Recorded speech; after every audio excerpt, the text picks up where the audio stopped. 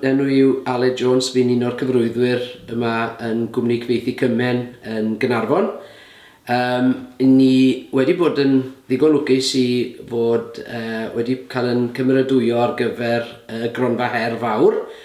Fi o'n i yn nghlwm wrth y gweithdai, a nhw'n lot o hwyl, lot o gyfle i siarad, lot o gyfle i rannu syniadau, a lot o gyfle hefyd i neu cysylltiadau â busnesau eraill sy'n bwriadu neu cais drwy'r Cronfa her. Wedyn, fe wnaethon ni gyflwyno cais, a fel ni'n gweud, ni'n ddigon lwcus i gael yn cymeradwyo. Y cynllun sydd da ni yw i ni eisiau edrych ar ffeiliau sain a technoleg llais a testun Cymraeg. Wedyn, beth yw'r bwriad sydd da ni? Ni eisiau casglu fel model data. Mae'r technolegau i gyd yn ddibynnol ar AIs a peiriannau, ond mwyn cael y peiriannau hynny weithio'n effeithiol, mae eisiau bwydo'r peiriant gyda ffeiliau sain a testun sy'n cyfateb i'r ffeiliau sain. Wedyn, yn cynllun yw bod ni'n creu y model data enfawr yma o fanc o dermau a geiriau ac ymadroddion yn Gymraeg gyda'r testun Cymraeg i gyfateb a bydd hynny wedyn yn bwydo peiriannau AI a peiriannau cyfieithu o bosib.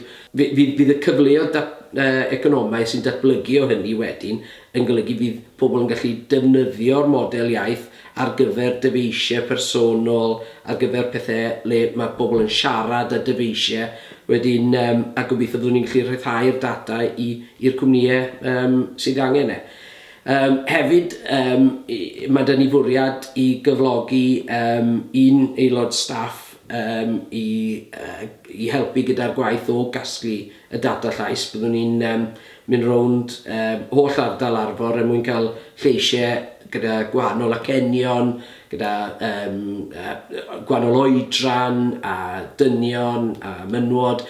Wedyn ni'n eisiau trio cael sampl eitha cynrychioladol o'r ardal.